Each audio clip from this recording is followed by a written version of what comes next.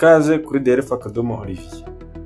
Bakunzi b'ibiganiro binyura no kuri DLF@Olivier. Uyu munsi twabateguriye ikiganiro kibabwira ibimenyetso mpuruza bikubwira ko impyiko zawe ziri mu byago cyangwa se zatangiye kurwara.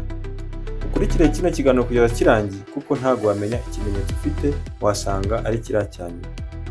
Niba utarakora subscribe hano kuri DLF@Olivier, wakora subscribe ukana n'inzogera kugira ngo utazajya ucikwa n'ibiganiro bivuga ku buzima binyura no kuri DLF@Olivier.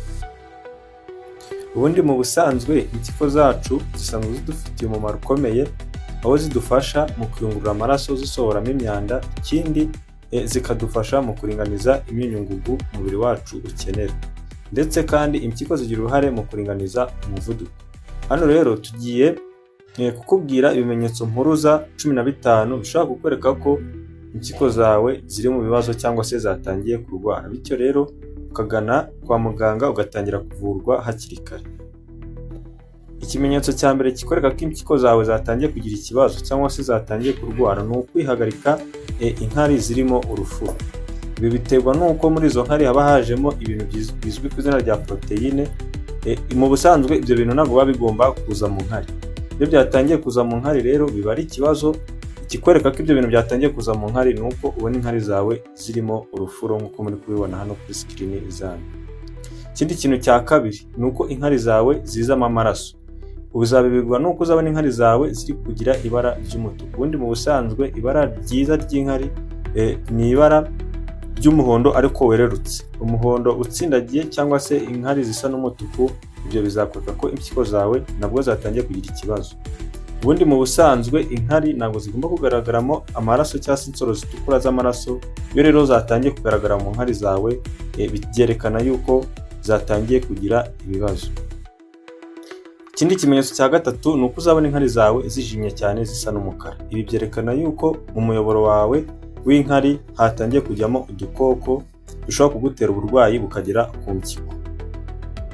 Ikimenyetso cya kane ni uko uzasanga unyaragura, ariko ahanini unyaragura nijoro. Ubundi mu busanzwe umuntu ku munsi agomba kwihagarika inkari zibanye na litiro 2, ari nabwo urugero rukwiriye rw'amazi umuntu agomba kunywa ku munsi. Murabizi twarabivuze mu biganiro byacu byatambutse ko umuntu agomba gufata hagati ya litiro 2 n'eshatu ku munsi. Rero iyo wihagaritse inkari ziruta aya mazi uba ugomba gufata ku munsi, bigaragaza ko impyiko zawe zifite ikibazo ko kurumva za ziri gutakaza amazi ubundi utakagombye kubutakaza. Ikindi cya gatanu ni ukwihagarika noneho inkari nkeya. Niba ubundi mu busanzwe nk'uko tumaze kubivuga, umuntu ku munsi agomba kwihagarika inkari byibura zihwanye na litiro 2 ku munsi. Rero iyo utangiye kwihagarika inkari nkeya cyane ku munsi, bigaragaza ko impyiko zawe zitakiri kubasha kuyungurura amaraso ngo zisohore imyanda ndetse n'amazi mu mubiri. Aho uzasanga ushobora kwihagarika ku munsi wabipimye nk'igice cya litiro cyangwa se litiro. Ibyo byerekana ko impyiko zawe zatangiye guferinga gukora akazi kazo zagenewe.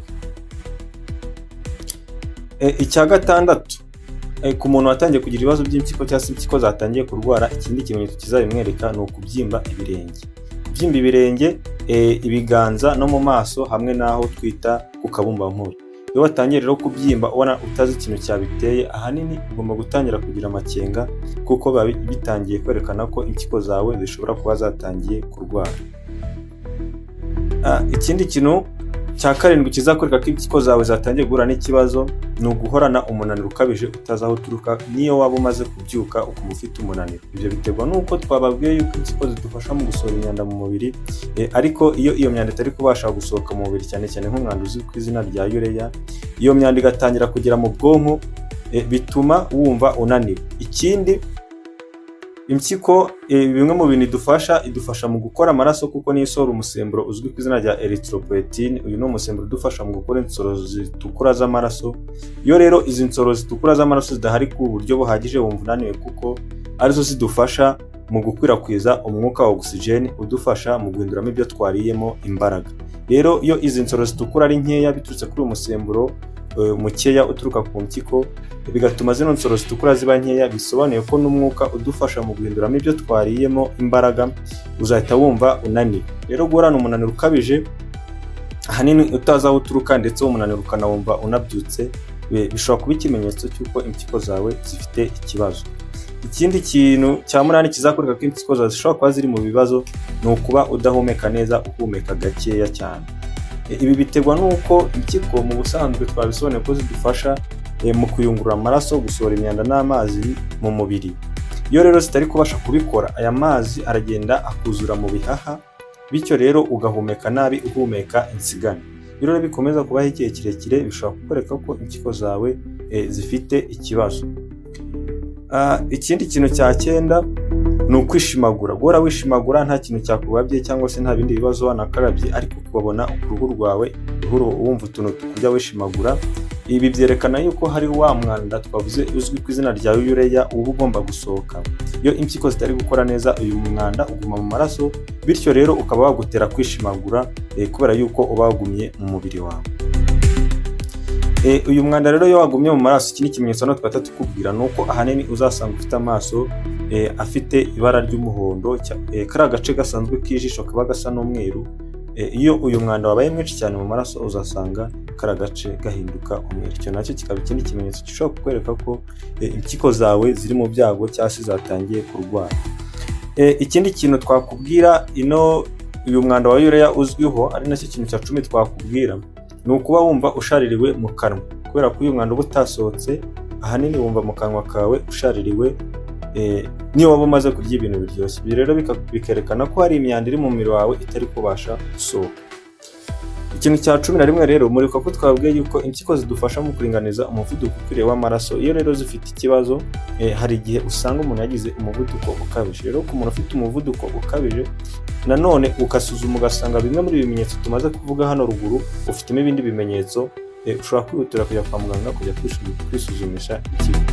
Uramutse ufite umuvuduko ukabije, ukaba wumva ufite n'umunaniro, ubyimbye ibirenge, ibiganza no mu maso, wenda wihagarika nk'inkari nkeya cyangwa se inkari zawe zikaba zisa n'umutuku cyangwa se n'ibindi bimenyetso twavuze ari haruguru, bishobora kukwereka yuko impyiko zawe ziri mu byago bikomeye cyane, bityo ukagana ivuriro hakiri kare, ugatangira kuvurwa hakiri kare.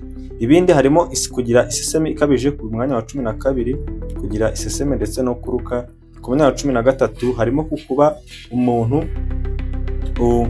agenda twabyita gucanganukirwa cyangwa se kwibagirwa bya hato na hatoya, bitewe nuko ino myanda twavuze impyiko zisohora, iyo iyi myanda itari gusohoka, ino myanda hari igihe birangira igeze mu bwonko, bityo bigatuma umuntu atabasha kwibuka no gukoresha ubwonko bwe neza, bityo akibagirwa bya hato na hato.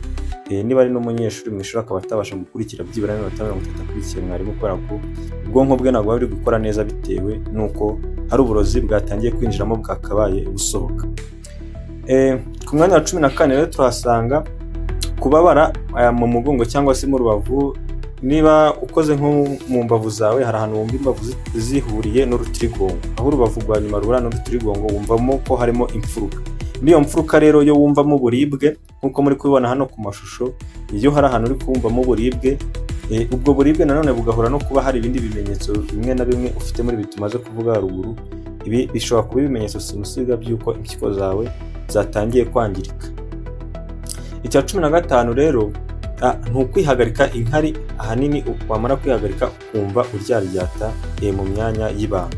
Ibi rero byerekana ko muri iyo myanya, mu nzira cyangwa se mu nzira y'inkari, mu miyoboro y'inkari, hashobora kuba harimo amabagiteri cyangwa se za microbe. Izo microbe zishobora kugera ku mpyiko zawe zikazangiza. Iki rero nacyo gishobora kuba ikimenyetso kikwereka ko impyiko zawe ziri mu byago bikomeye cyane, bityo rero ukihutira kugana kwa muganga ugatangira kuvurwa hakiri kare. Mu biganiro bikurikira ku bakunzi ba The Health Academy Olivier, tuzababwira kuri tips cyangwa se uburyo ushobora kwifashisha ubungabunga ubuzima bw'impyiko zawe mu kiganiro kizakurikira.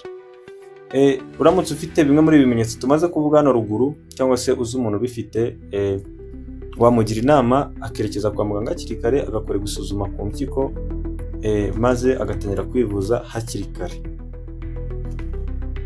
Wewe wadukurikiye kugera ku iherezo ry'iki kiganiro, turagushimira. Niba wakunze kino kiganiro, wakanda like, ugakanda na subscribe, ugakanda n'inzogera kugira ngo utazacikwa n'ibiganiro bizakurikira. Njye mwari kumwe, nitwa Manzi Olivier, ndi umunyeshuri muri Kaminuza y'u Rwanda ishami ry'ubuzima.